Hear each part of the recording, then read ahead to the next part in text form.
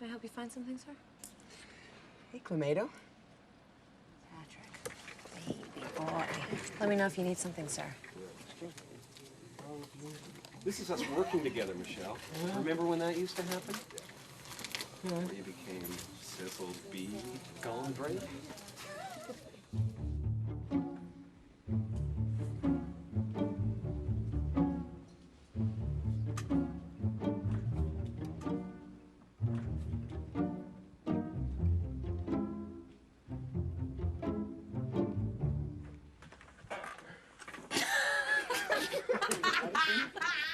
Great.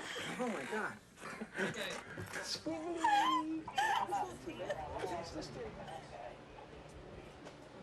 Can you wait 1 more second before you walk in? Yeah.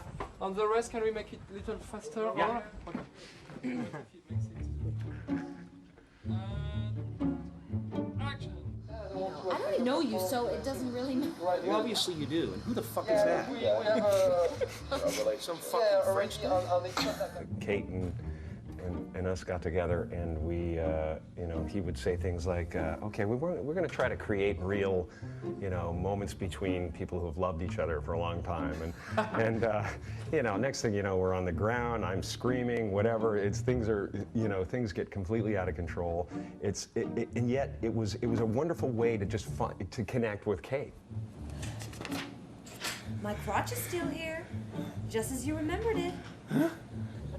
Ew.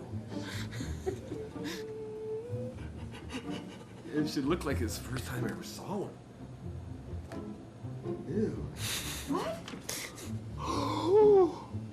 Here's my crotch, just as you remembered it. Oh, thank God. That was part of the process too. It was just getting us together and getting the juices flowing. And But I think something that get us going attraction. is really quickly we got to start to bitch about other people that were not in the room. Exactly. And that's a very good way to bond with each other. Yeah, bond over what you hate. Yeah. Yeah. Well, it was a good thing we did that though, because there was a lot of different things we were kind of exploring. Yeah. And that is Charlie's script was it was very specifically written. But like when we would say... There was room, though. That's the surprising thing that people might not think about, is that, I mean, Charlie's scripts are as close to, you know, perfect as you can get, and yet there was room within this for our relationships, and there was room for my memories of childhood and the row your boat and all that. True, It all comes from my life.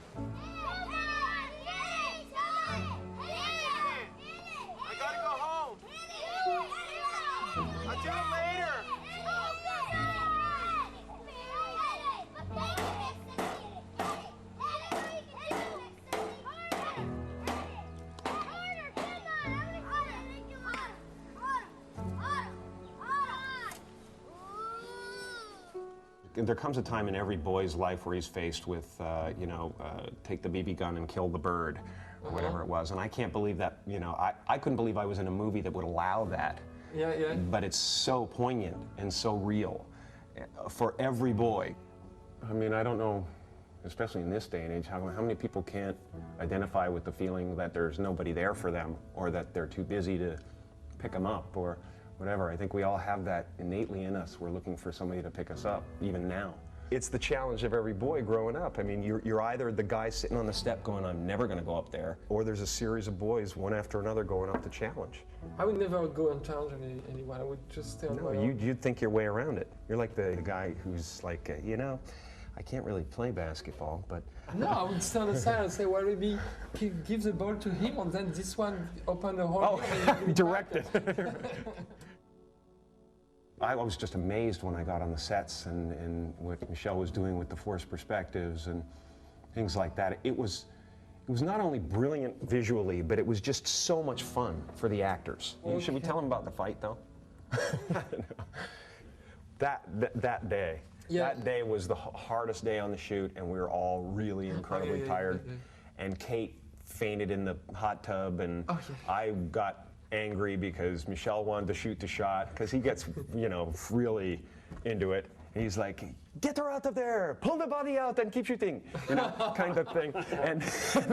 And I was like, and I was like, I was out of my mind. I got into the male protector role and things like that, and then ended up like he's chasing me around, you've got to get back in the tub, you've got to get back in the tub, and I'm like this, and I almost smacked him. Yeah, and he was like, confronted me. he goes, yeah, I turned and I gave him a look, and he goes, are you going to punch me in the face? And I go, I don't think so. Then he went back there. And do you notice how important this moment when you're drowning water yes, is? I understand. So that's I why got it. I was It was beautiful. It was a beautiful moment. And in the meantime, we at lunch, which was because it was the end of the week, lunch was at 8 p.m.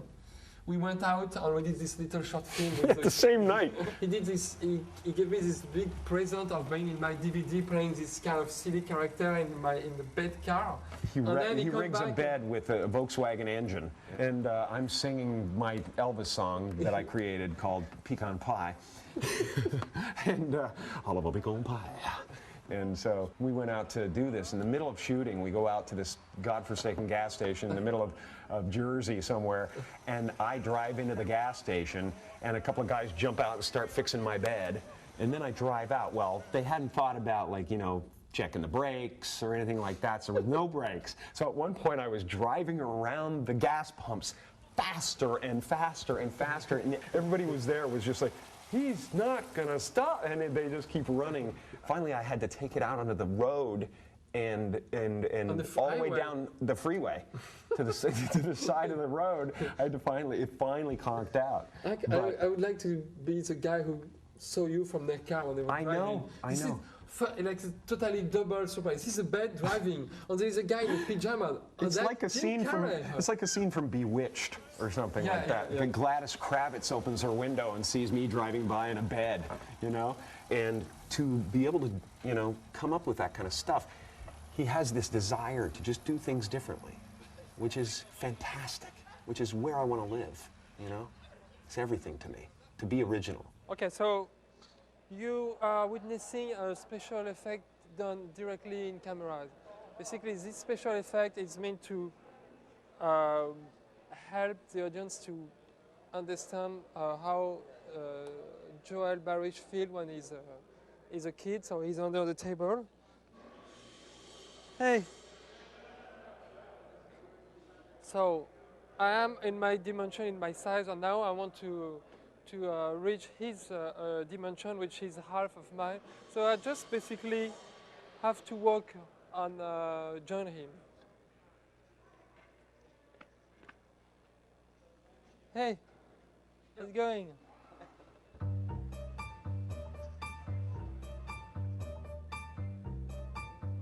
You want to be around people with ideas.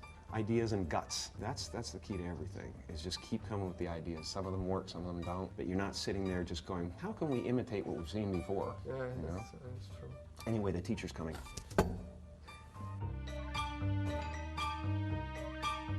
We did a lot of playing around. I mean, you know, you have to find things that are real. And so at times I was under there with crayons drawn on the floor when I wasn't supposed to and things like that. There was just a lot of experimentation. I don't know, I find it kind of easy to go there into that realm. You know? I think Kate was really brilliant. She was incredible. She was like super pretty. Yes. On the deck, she was cartoonish. We weren't just playing like, let's get out of here, let's hide from this thing that's happening to us. We were caught up in what was happening to us, and we'd get confused as to what the purpose was. And that was the fun part to play. It wasn't just like, okay, we know what we're going to do, we got to go through this memory now. It was getting caught up in the reality of the memories. Yeah, exactly, yeah. Because you can't make a movie when it's just a succession of turn of the story, and a lot of time you have to follow the rules, and they say, okay, this moment it's saying that this character is going through that. This moment says that, well, now he changes, and now he learns his lesson. And what you want is to have that, I guess, but more importantly is to each moment feel that it's just a glimpse of real life. Hi. Hi. I figured you'd show your face around me again. When you learn your lesson in life, you go, it's never a complete thing. It's never the end of the lesson. If you want to be with me, you're with me. Okay. We were constantly asking him about, you know, first of all, we're in this memory, what is this just a pure memory? Is this, are we alive? Am I lucid? Am I a voyeur in this memory? It was about, you know, where the hell are we most of the time? It was so difficult to keep centered. And think of Kate, because Kate was not really her. She was not Clementine, but yet we had to connect the moment, otherwise she would not be a real character. Right. But Charlie had to find a great way to play with that by the fact you are in the memory or watching the memory by using different tense. Can you hear me? I want to call it off! It was so guerrilla, like the night that the circus came into town. Oh yeah. And we were down shooting some scene in the subway, and suddenly we just hear, in the middle of everything, we hear, "The circus!" Like this, the circus is in town, circus is in town. They walk the elephants in through the tunnel, and it's the only way to get them to Madison Square Garden. So they walk through this parade at 12 o'clock at night. Of course, Michel doesn't even think twice. That's the great thing, you know, he just goes, you know? And he said, "Get in the vans, get in the vans," like this kind of thing, and everybody's in the vans, and we're flying through town, and we catch up to where the circus is gonna come around. And all of us, crew, cameras, everybody, are running down the streets of New York. They were fucking fast. You have to They were moving. run. They were moving, and the crowd was moving. So the whole time we're getting shots for that scene. There's a paparazzi right this close to my head going, "Jim, please, God, my kids!" like that kind of thing.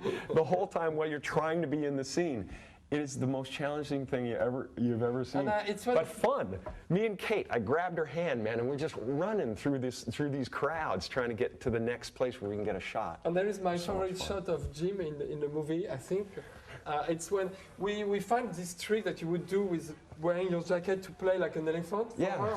And she disappeared too early, and that was one of my tricks. I asked her, "Okay, Kate, go." And he's really looking for Kate because he didn't finish. I actually said Kate. Yeah. That's right. And you look so lost. You look so lost because you didn't have time to do the elephant trick, and she was gone. And we use this look in the film. I know, and it's beautiful. It's so sad because you're like looking for Kate, and she didn't let you finish your moment. So what he's trying to say is he tricked me into a good performance. I remember watching some rerun of In Living Color. At the end of the show, it's like Saturday Night Live.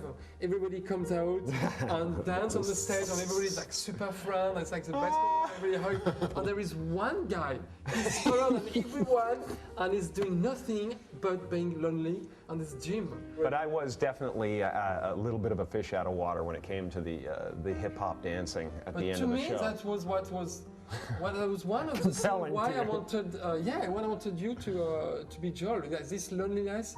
Well, for me, it was an emotional journey and a kind of reopening and examination of past, you know, brokenheartedness. And a lot of it, I was trying to speak to certain people, you know, and I'd improvise, and we'd do these scenes where I'd talk to the doctor, and we'd do like an hour of me just literally spewing my real stuff without the names and such. And it was quite interesting. No, that is like a TV. Women became different, men became different. I hate women. I hate them. I do. You do? That's not true. You do? That's not true. I mean it. I don't hate women.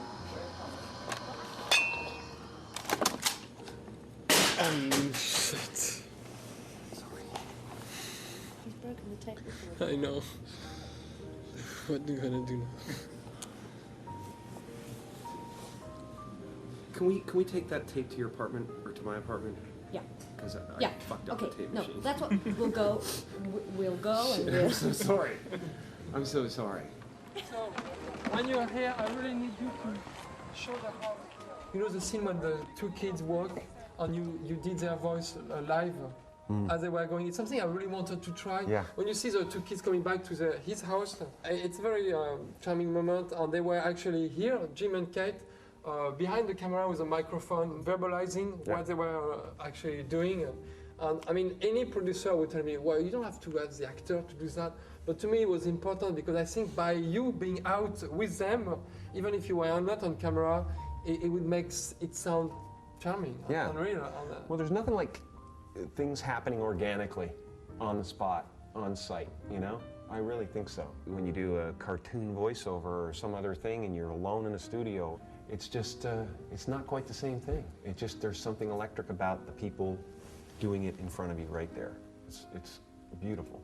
It's amazing.